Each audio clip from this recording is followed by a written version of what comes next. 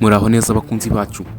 Muri iyi video tugiye kurebera hamwe abakinnyi ba filime Nyarwanda 10 bavugwa cyane ko batunze amafaranga menshi cyangwa se akayabo k'amafaranga.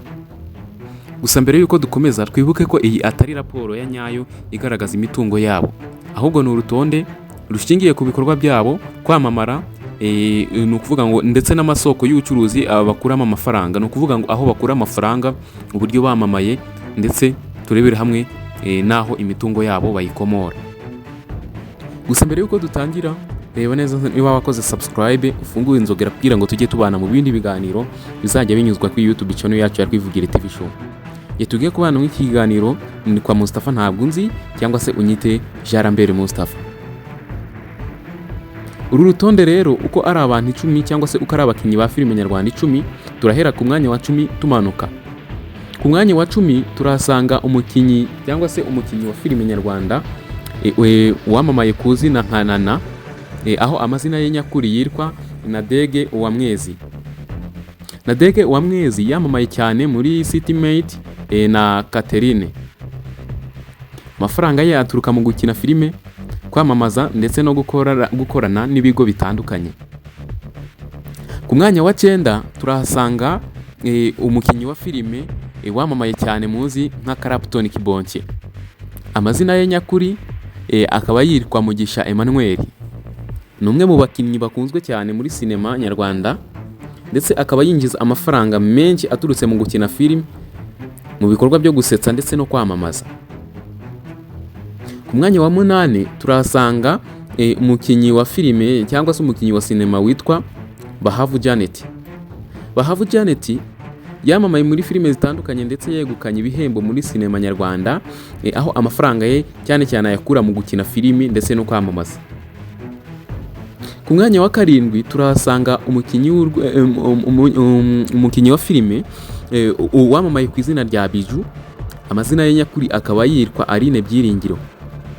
Byiringiro Aline rero azwi cyane muri filime Nyarwanda kandi afite abafana benshi ku mbuga nkoranyambaga, aho usanga nawe amafaranga ye akenshi ayakura mu gukina filime, mu kwamamaza ndetse n'ubucuruzi bugiye butandukanye. Ku mwanya wa 6 turasanga umukinnyi wa filime cyangwa se umukinnyi wa sinema wamamaye ku izina rya Rusine Patrick.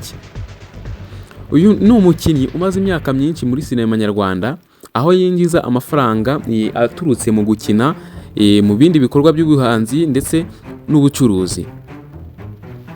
Ku mwanya wa 5 turasanga umukinnyi wa filime witwa Nkusi Alpha. Nkusi Alpha uretse no gukina filime ni umunyamakuru ndetse akaba n'umushyushya rugamba. Amafaranga menshi ayakura mu itangazamakuru, ibitaramo ndetse no kwamamaza. Gusa mbere yuko dusimbukira ku wa 4, making sure ko ukoze subscribe, ukande like, wandike no muri comment n'ikindi kiganiro kwazakugezaho ubutaha.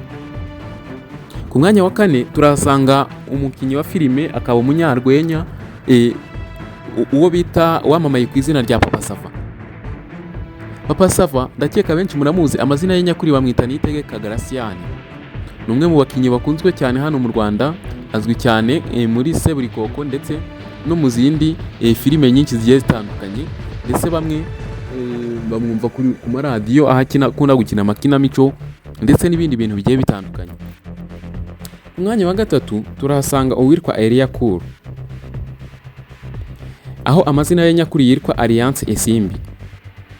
Uretse uyu nguyu we no gukina filime, afite ibikorwa byinshi by'ubucuruzi ndetse n'ubwamamare ku rwego mpuzamahanga. Ni ukuvuga ngo amafaranga ye ayakura ntabwo ashingira mu gukina filime gusa, ahubwo ayakura mu bucuruzi akora ndetse kandi akabukora ku rwego mpuzamahanga. Ku mwanya wa 2 turahasanga umukinnyi wa filime witwa Ndimbati. Abantu benshi muramuzi, akunda gukina muri Seburikoko. Ndimbati aho yamamaye ku izina rya Ndimbati, ariko amazina ye nyakuri bamwita Uwihoreye Mustafa. Uyu rero Mustafa yamamaye cyane muri filime z'urusobe rw'imyidagaduro. Mu bihe bye byiza yari umwe mu bakinnyi ba filime cyangwa se mu bakinnyi ba sinema Nyarwanda bakururaga abamamaza benshi. Ku mwanya wa 1 turahasanga uwo bita Bamenya Christopher. Bamenya Christopher azwi cyane nka perezida muri filime nyinshi, uretse gukina filime afite ibikorwa by'ubucuruzi n'ibindi bimwinjiza cyangwa se bimwinjiriza amafaranga. Ese wowe ninde ubona wakagombye kujya ku mwanya wa mbere kuri uru rutonde? Andika igitekerezo cyawe hasi muri komenti. Niba ukunda amakuru nk'aya ngaya kanda subscribe, like ndetse usangize iyi video ku nshuti zawe.